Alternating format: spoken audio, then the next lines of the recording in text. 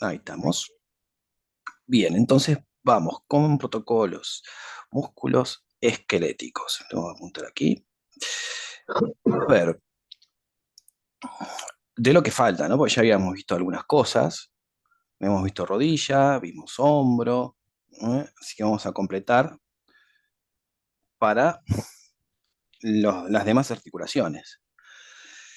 Eh, bueno, ya sabemos de que los pacientes que van a venir a hacerse una resonancia de alguna articulación ya pasaron por diferentes, ¿cómo decirlo? Por atención primaria por un lado, y después llegan a establecer por lo general los grados que tienen de lesión. Eh, Hallazgos vamos a encontrarnos, pero no es el punto, o sea, no es el lugar en donde vamos a encontrar hallazgos en resonancia, ¿sí? Pasa, pero no lo es. O sea, ya va a venir el paciente explorado, ya va a venir con más o menos qué es lo que puede llegar a tener, ¿sí? Y la idea de la resonancia es tratar de que ese paciente tenga la mayor cantidad de información posible, además también después lo que va a venir es la rehabilitación de esa lesión, ¿sí? Tratar de que queden los menos secuelas posibles, ¿sí? Supongamos un esguince de rodilla importante, si que ese paciente vuelva a caminar rápido y que recupere la funcionalidad de su pierna, imagínense no poder desplazarse. Secuencias y planos, vamos a utilizar siempre los mismos tres planos, axiales, coronales y sagittales. Eh, Después, en cuanto a secuencias y demás, ya recuerden lo que son el tema de protocolos, ¿sí? Vamos a hacer todos protocolos como a una, como una especie de aproximación a lo que son protocolos, sí que secuencias se pueden llegar a hacer, pero recuerden que esto puede variar, ¿sí? Dicho esto, empezamos. Pero, Mano y muñeca. Hmm. Una de las regiones que más se puede llegar a complicar a la hora de hacer una resonancia. pero, Espere que voy a bajar aquí. ¿Y por qué esto digo que se puede llegar a complicar? ¿Qué es lo que pasa? Si el, primero la estructura, es una estructura muy pequeña, entonces vamos a necesitar un buen campo magnético, ¿verdad? O sea, un campo alto es lo mejor para estudiar en la muñeca.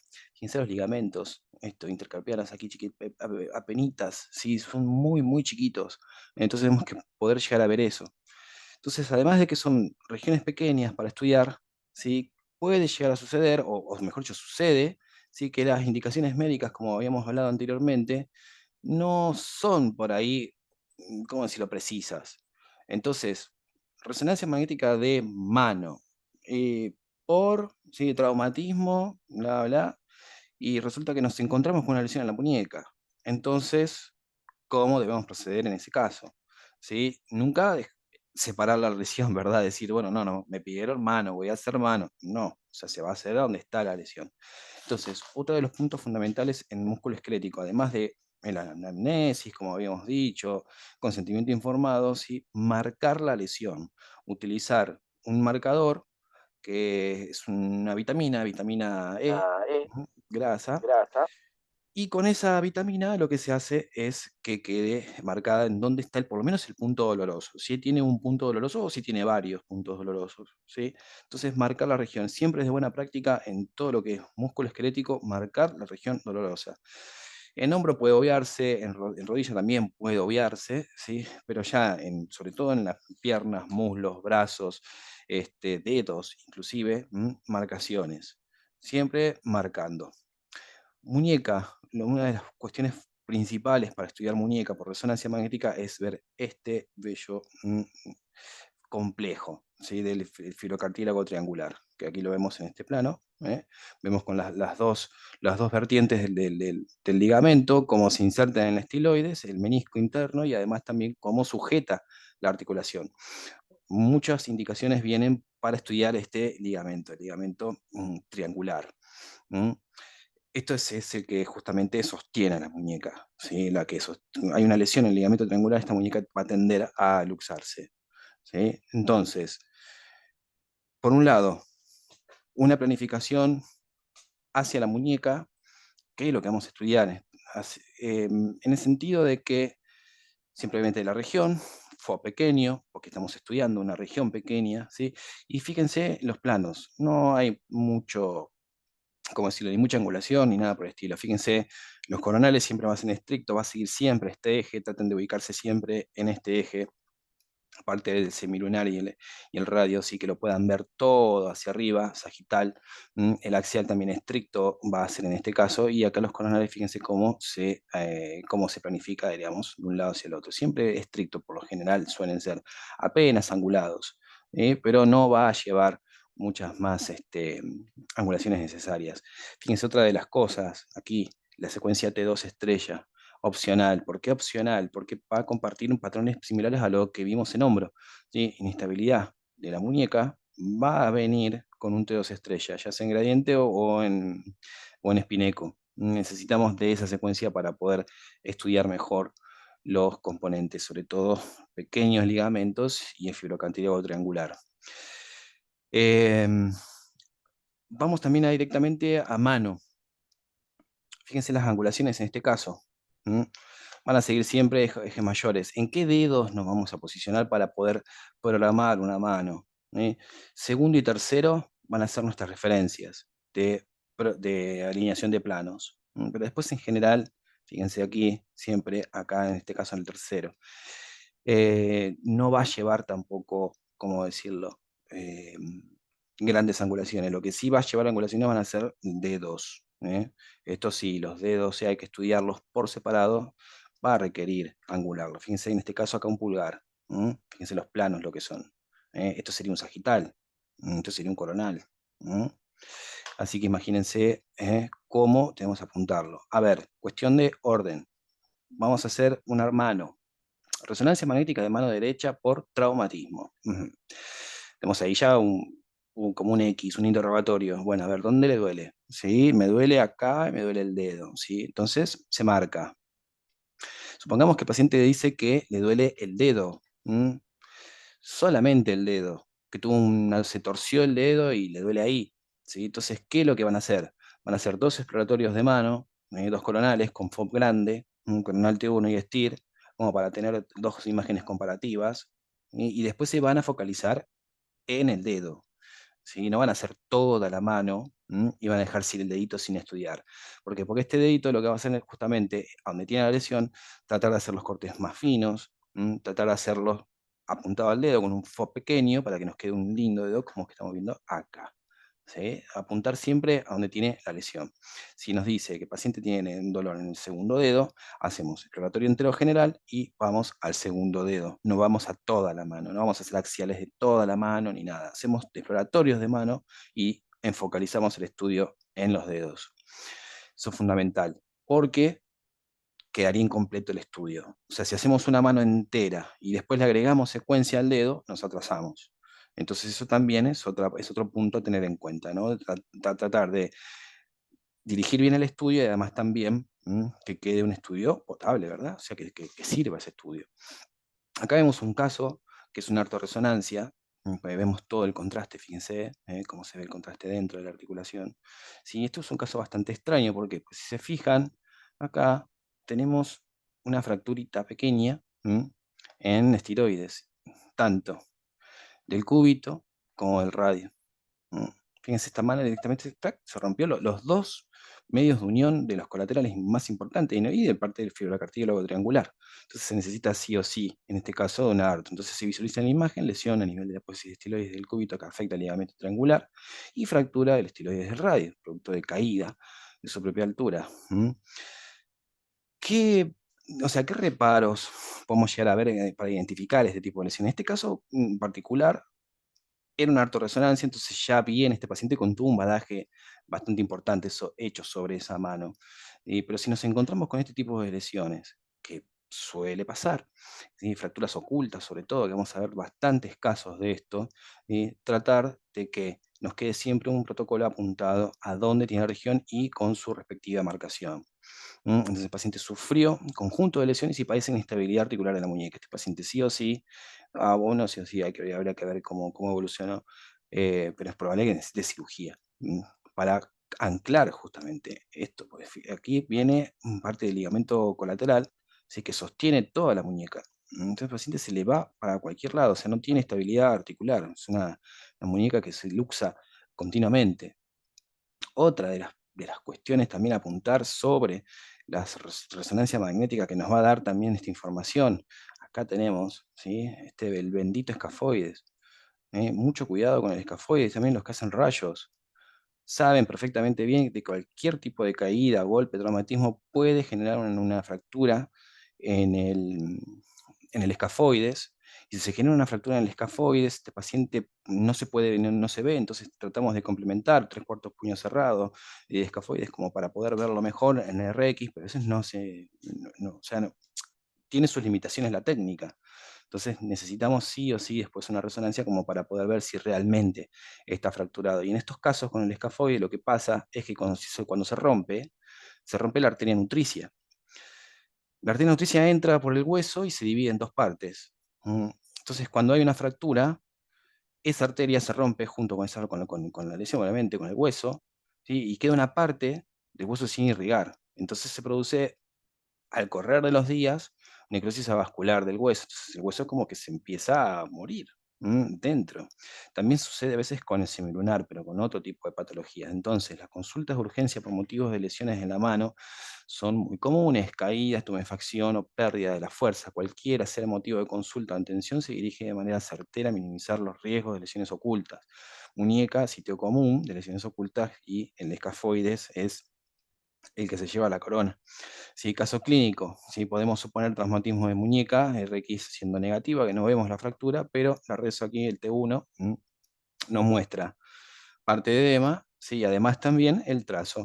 Entonces, ¿qué situación se presenta cuando falta irrigación? El escafoide se necrosa, y al necrosarse hay que sí o sí a este paciente operarlo. No hay otra terapéutica, el paciente se tiene que operar. Entonces, muy importante también recabar esto. Fíjense en este caso, tenemos T2, fíjense cómo se rompió acá el dedito, ahí apenitas, en el T2 apenas se alcanza a ver, fíjense ahí, marcación. ¿Dónde le duele? Acá me duele. ¿Sí? Entonces ahí va la marcación. ¿Mm? Entonces, fractura oculta, pueden conllevar un riesgo, como ya esto sabemos, por necrosis avascular. Se rompen las arterias nutricias y el hueso muere. Pasa lo mismo también con el semilunar. En este caso que estamos viendo en particular, es una mano bastante golpeada. ¿Por qué? Porque vemos fracturas en falangina, falangeta, y además también vemos en trapecio y ganchoso. Está todo rota. Sí, y acá esto también es preocupante, esta lesión, porque acá está la tuberosidad del trapecio y justo por ahí pasa el flexor del dedo gordo. Entonces el paciente no puede mover el dedo gordo. Tiene una lesión en ese dedo gordo y además también el anclaje, fíjense, de lo que sería el conducto, el túnel carpiano, también se ve afectado. Ese paciente tiene directamente la mano prácticamente inservible, ¿sí? Fíjense otra cosa, miren esto que está ahí, estos pequeñitos puntitos que se ven con diferente intensidad de señal que no son parte de los flexores, ese es el nervio mediano. Se comprime el nervio mediano por un síndrome del túnel carpiano, al paciente le duele la mano de una forma espantosa. Pero fíjense cómo se ve en rezo, el nervio. Entonces, observen la imagen sagital, es marcación sitio doloroso, fractura de falangina y falangeta, como dijimos, aquí y aquí. Paciente que ocurre al servicio de resonancia por dolor que no remite, entumecimiento de los dedos. Marcación en sitio doloroso, como dijimos siempre. Marcar el sitio donde el paciente le duele. Como para mencionar mano acá, sí. A ver, vamos para codo. ¿Qué planificación vamos a utilizar en codo? ¿Cómo vamos a angular? Siempre vamos a ayudar con el radio. ¿Mm?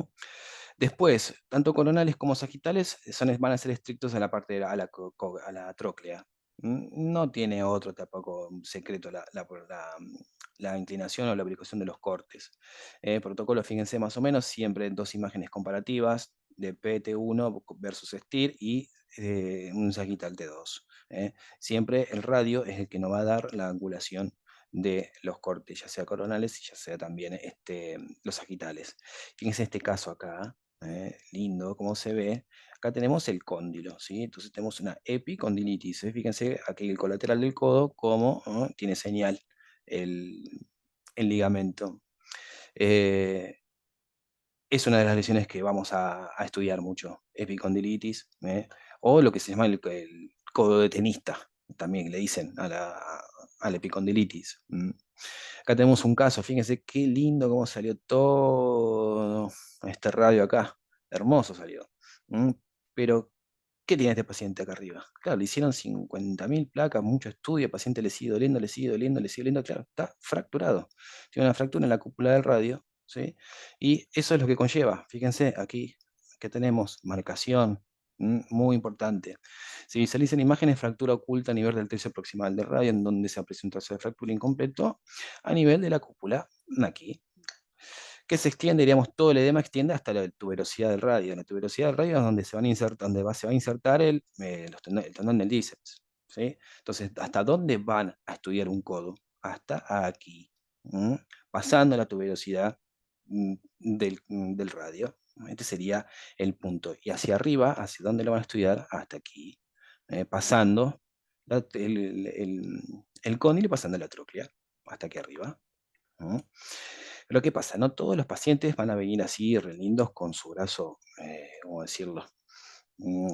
Sano, o bueno, o casi. Van a venir a veces pacientes con directamente la férula colocada.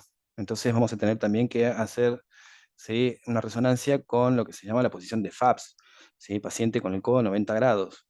Horrible, horriblemente incómodo.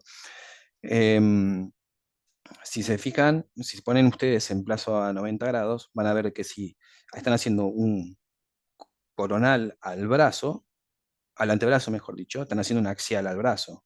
Entonces los planos no cambian, van a seguir siendo los mismos. Y en 90 grados cortan axial y coronal y axial y coronal. Y esa agita la parte. Entonces posición se utiliza para los codos que se encuentran inmovilizados. A 90 grados de articulación. ¿Cómo lo van a hacer en este caso?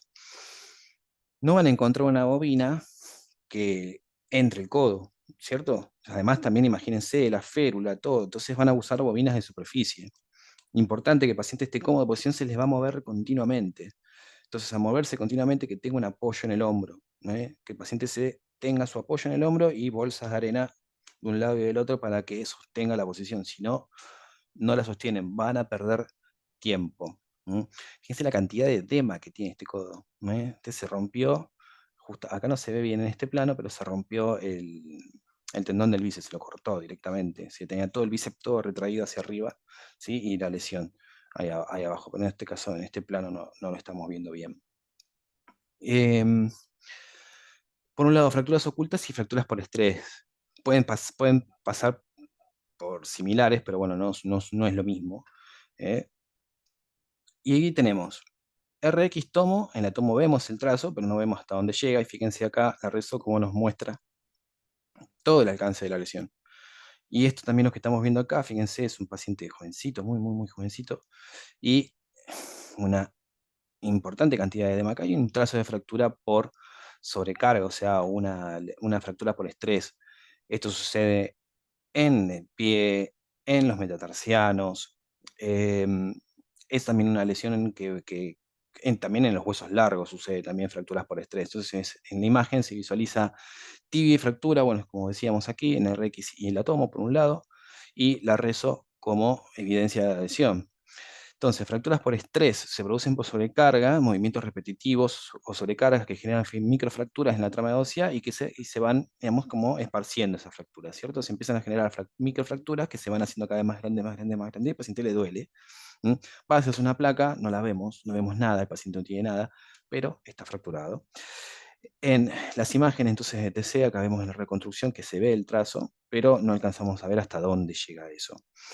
Necrosis avascular del hueso. Muchas veces va a pasar esto. También sucede en caderas. También se rompen las arterias nutricias de la cadera, del hueso, sobre todo cuando hay traumatismos tipo choques de auto, ¿sí? Cuando se rompen y se generan también este tipo de lesiones. ¿Sí? RX negativo, pues no encontramos, no se ve nada, un tipo de fractura, pero el hueso está comenzando a morir dentro, digamos, del cuerpo, ¿no? Se empieza a necrosar. Patología tendinosa, para ver algunos casos. Acá vemos una mano, cortada, un estir de mano, y acá ya habíamos visto algo, pero en hombro. ¿Sí? Cuando veíamos tendones separados, envueltos todo en su sinovial, llena de líquido. ¿Sí? Una tendinitis de parte de los flexores de los dedos. Fíjense también edema inclusive abajo, es una mano que debe doler bastante. Fíjense en los planos cómo se ve, cómo cambia la intensidad de la señal de este caso de los flexores. Y aquí ¿Qué vemos? Este es el tendón de Aquiles, bastante engrosado y fíjense, cambios de señal dentro. Negritos, porque está bien, está sano, digamos, igual está bastante engrosado, pero cambios de señal dentro. Acá estamos haciendo lo que sería un retropié, pero con el FOB bastante más grande, porque en realidad lo que estamos estudiando acá es el Aquiles, tendón de Aquiles, estamos estudiando. ¿De dónde también se estudia? ¿De dónde a dónde se estudia siempre? Desde cuando se bifurca el tendón de Aquiles hasta la inserción. ¿Mm? Entonces, tendinosis, patologías tendinosas o tendinopatía. Eh, ¿Qué más podemos decir? Las lesiones de tendinitis, que habíamos visto tendinitis y tendinosis cuando se genera intrasustancia, cambios intrasustancia dentro del tendón, no directamente cuando ya se rompe el tendón, como vimos, por ejemplo, en casos del hombro, cuando se rompe el tendón del supraespinoso. ¿Qué más podemos decir en cuanto a mano o pie? Acá llegamos. A ver, tobillo. ¿Por qué pie suele ser también otra región difícil de estudiar? Em, Primero, lo podemos dividir al pie en antepié, medio pie, retropié, o antepié directamente desde el ifrán para adelante y desde el ifrán para atrás, retropié. ¿Sí? Pero ¿qué es lo que va a pasar? Supongamos, viene un paciente, resonancia de pie derecho por fascitis plantar. ¿Mm? Que acá vemos, ¿sí? Fascitis plantar. La fascia plantar es una fascia, diríamos, tendinosa, digamos, que tiene fibrosa, que se inserta acá en el calcáneo y va hacia los dedos del pie. O sea, comienza como una fascia toda recta y después comienza se abre, se digitaliza. Entonces vamos a necesitar estudiar toda la fascia plantar. Entonces nos va a llevar bastante más región a estudiar. ¿Sí? Entonces tenemos que hacer lo que es retropié, porque necesitamos ver la inserción, y a su vez hasta dónde llega la fascia, que va a llegar prácticamente hasta el antepié. Entonces, otro de los casos donde suele haber este tipo de errores, en donde no se presta atención, bueno, es que no se presta atención, se desconoce por ahí por qué viene ese paciente, qué es lo que tiene, y se hace un pie cuando realmente hay que hacer un antepié, por ejemplo, por dolor en segundo y tercer metatarsiano. Nos encontramos con que este paciente puede llegar a tener un neuroma de Morton. Entonces tenemos que ver esos paquetes vasculonerviosos nerviosos, cómo están, si los planos de declive de los metatarsianos son correctos y demás cosas, como para poder justamente hacer un estudio de calidad. Bueno, bueno, bueno, no nos vayamos, vamos despacito. Acá tenemos angulaciones de lo que es el tobillo. Coronales y axiales van a ser estrictos, apenas levemente angulados, podríamos angularlo levemente hacia lo que sería toda la parte del cuerpo. ¿Eh?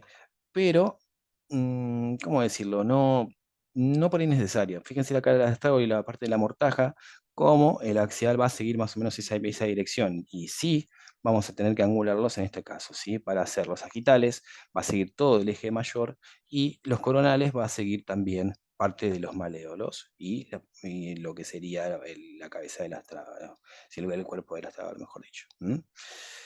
Em, Pasamos.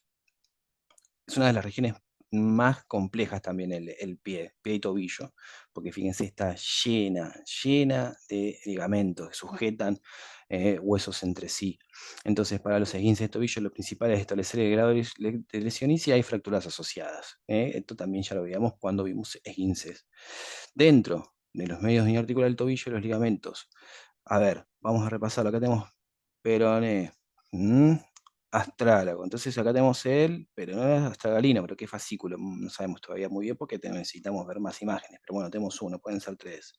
Sí, acá tenemos el tibio astragalino, parte de los colaterales. Acá fíjense la fascia plantar, esto que les decía. ¿Sí? Como la fascia plantar comienza a dividirse y se digitaliza. ¿Sí? Se va hacia la parte de lo que serían las cabezas de los metatarsianos ahí. ¿Mm? Entonces, imagen coronal de pie de tobillo, donde se visualizan los ligamentos, que ya los mencionamos. Dentro de una altura completa de alguno de estos ligamentos, el tobillo sufrirá inestabilidad crónica, que en algunos casos puede resultarse en cirugía o en rehabilitación. Como cuando se rompe el ligamento del tobillo, no hace falta cirugía, se rehabilita. Pero, de todas formas, eh, digamos, a ver, dependiendo de qué tipo de paciente es y cómo es, o sea, para generar, para tratar de corregir una inestabilidad crónica de la articulación, el paciente va directamente a cirugía. Fíjense acá el fascículo anterior de peroné galino, cómo aparece roto, ¿sí? Y acá no está roto, pero sí está distendido. Entonces tenemos por un lado un esguince más grave por un lado y un esguince leve o moderado, como lo vemos aquí. Observen la imagen indicado, flecha de distensión de ligamentos peronostagalinos, se aprecia el ligamento continuo, pero con señal, pero lo vemos continuo. ¿eh? Esto se rehabilita, acá ya en este caso puede pasar para cirugía. A ver, vamos para el pie, acá lo tenemos, el pie. Que les decía entonces, prestar mucha atención a la orden, mano y muñeca, ¿sí? Si piden dedos en particular, enfocarse al dedo, hacer exploratorios de la mano, pero enfocarse al dedo que duele y con su marcación.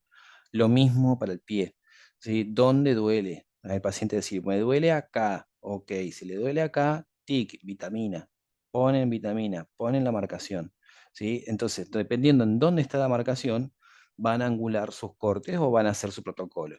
¿Sí? Tenemos acá la articulación del ifrán hacia adelante, ¿sí? Tenemos parte de antepié, del infrán para atrás, parte de retropié. Entonces ahí van a ver cómo lo hacen. Entonces, si tienen, por ejemplo, una solicitud de pie y ustedes solamente hacen un antepié, ese estudio está incompleto. Entonces, lo mismo de la mano.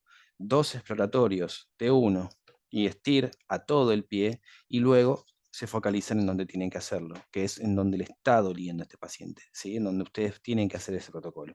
Fíjense los planos. Otra de las cosas también que confunde, por la posición anatómica confunde, ¿sí? Entonces, ¿cómo es la posición anatómica? ¿Con los pies derechitos o con los pies hacia el lado? Entonces cambian los planos, ¿sí? Si tenemos los pies rectos, ¿sí? O si tenemos los pies hacia ¿cómo decirlo? En esta inflexión. Entonces, para no equivocarnos con esto de si no, porque era coronal, se quitan, eh, eje corto, ¿sí? Y eje largo. Esta es la forma en la cual no vamos a tener ninguna duda o algo sobre qué plano nos estamos refiriendo. ¿Cómo van a ser las angulaciones? En este caso, para sacar un eje largo, fíjense cómo sigue siempre segundo y tercero. En este caso, segundo y tercero para el sagital. ¿Sí? Después el resto estricto, estricto para los axiales, siguiendo todo siempre el eje mayor. En este caso, para lo que sería un eje largo. Entonces, se debe atender a la indicación de la orden y su diagnóstico presuntivo para dirigir el estudio al motivo de consulta. Se indica para valorar los medios de articular, tendones y ligamentos como musculatura y paquete básculo nervioso, que esto es lo que decía anteriormente. Neuromas de Morton suelen aparecer entre los espacios de lo que son intermetatarsianos aquí, ¿sí? Donde pasan arteria, vena y nervio. ¿Por qué se da eso? ¿Sí? Porque los huesos friccionan, y al friccionarse comienza a generarse se inflama eso y generan esta patología, que son los neuromas de Morton, que duelen una barbaridad. Entonces, si tenemos un Morton para estudiar, antepié. Si la indicación viene de pie por neuroma de Morton, hacen exploratorios del pie enteros, marcan la lesión previamente y dirigen sus cortes hacia el antepié. Pues no tiene sentido estudiar todo el pie para un neuroma de Morton. ¿Mm? Pasamos acá, tenemos fracturas por estrés en este caso. A este es impresionante cómo este paciente caminaba con todos los huesos así rotos, como lo ven acá. Pero pasa esto también, fracturas, pues sobre todo con pacientes cañosos, con osteoporosis y demás.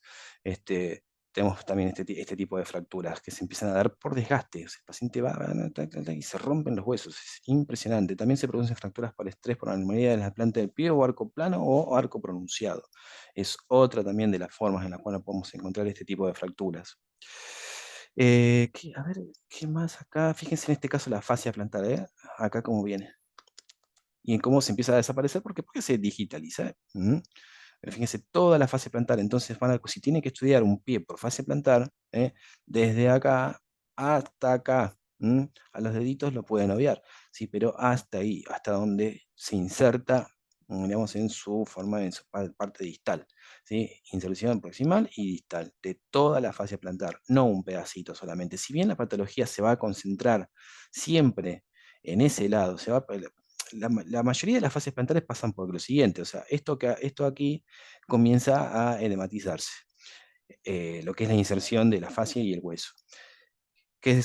Una vez que se edematiza, duele, procesos fisiológicos hace que se empiece a calcificar. Entonces se genera lo que sería el espolón calcáneo, que ustedes ven el ganchito de hueso, ¿m?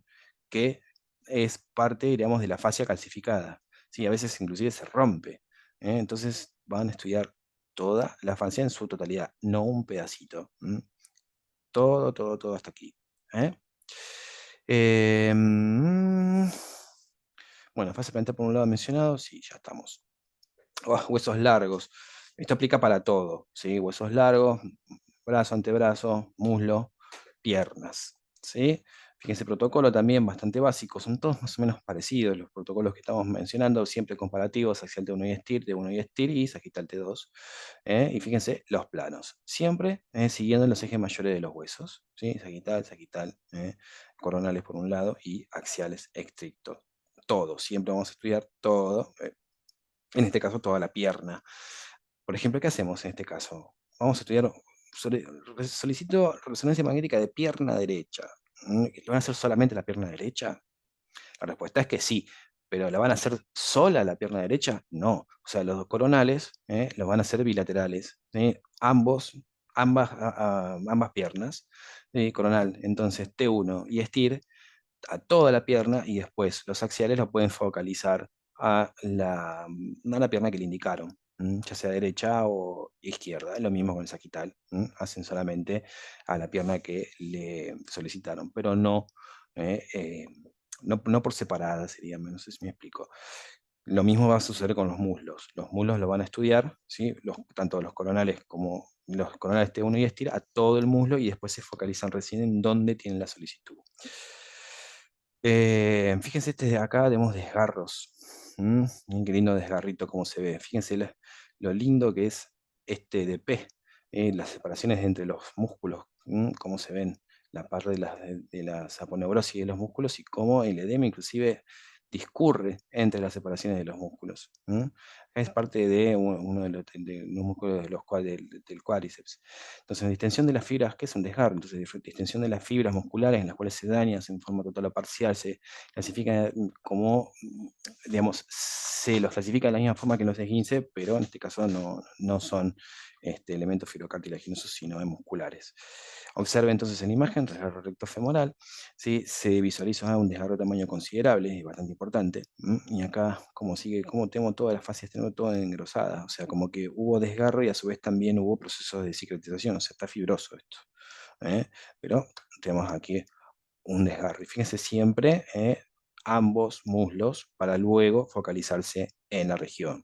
Entonces, los casos se resuelven con reposo, rehabilitación por recuperación total y minimizar el tamaño de la cicatriz o fibrosis cicatrizal, que es lo que pasa en este caso. Pero a veces no pasa solamente así, porque nos encontramos con esto, un tremendo desgarro del isquiotibial a la izquierda. Fíjense, acá tenemos el tendón del isquio, como viene hermoso, bien flaquito, delgadito, bien oscuro, y acá no tenemos nada. Directamente, ¡pa!, se soltó todo el tendón. Fíjese cómo se enrolla sobre sí mismo, si el músculo se retrae. Entonces, lo mismo, coronales exploratorios y luego focalizados a donde está la lesión. ¿Mm? Tendón isquiotibial izquierdo desgarrado en forma total y retracción del músculo hacia órganos profundos. En este caso, el paciente necesita cirugía para poder recuperar su funcionalidad. Entonces, no hay forma. Este paciente hay que operarlo. Esto con reposo no remite. Este sí, entonces es un desgarro pequeño, tranquilo, se puede ver por eco también, pero este ya es otro nivel, diríamos. Mm, más aquí pasamos. Y tenemos también más lesiones ocultas. Corredores, sobre todo. Pacientes que corren, microfracturas, todo dentro de la médula. Fíjense aquí, edema, edema, edema, todas microfracturas. Pero jamás se va a ver en rayos X. Y acá vemos en los coronales, en los axiales, perdón, cómo está la médula ósea ahí con señal. Ujú. Entonces, comparativas ambas piernas, observa el nivel de tercio distal, tibias, ¿sí? Cambios en secuencia de STIR correspondientes a microfracturas de la médula ósea por sobrecarga, ¿sí? Esto se da mucho en corredores, como les decía recién. En este caso, el paciente, corredor de larga distancia, que refiere el dolor en ambas piernas. Note como la tabla ósea está intacta, pero no así la médula. Fíjense, tabla ósea, no se ve nada, ¿sí? Pero la médula ahí tiene algo, cosa que no pasa en este caso.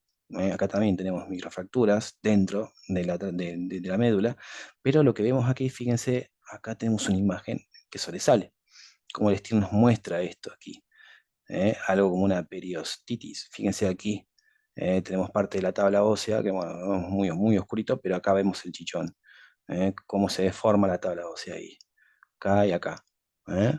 Acá también. T1, T2, estir. Entonces se visualiza a nivel de imagen ese tercio medio del fémur derecho, imagen hiperintensa T1 y T2, que impresiona la lesión de médula ósea y degeneramiento de la tabla externa con inflamación del periósteo. Lesiones ocultas puestas en evidencia por la gran caracterización tisular que ofrece la resonancia magnética. ¿Mm? Creo que aquí ya vamos, sí, ahí terminamos. A ver, caderas y pelvis queda para una clase solita, porque vamos también a ver todo pelvis de afuera y pelvis de adentro. Así que vamos a estudiar por un lado caderas y lo otro, como les decía recién. Así que bueno, paro aquí, dejo de compartir. ¿Alguna pregunta de esto?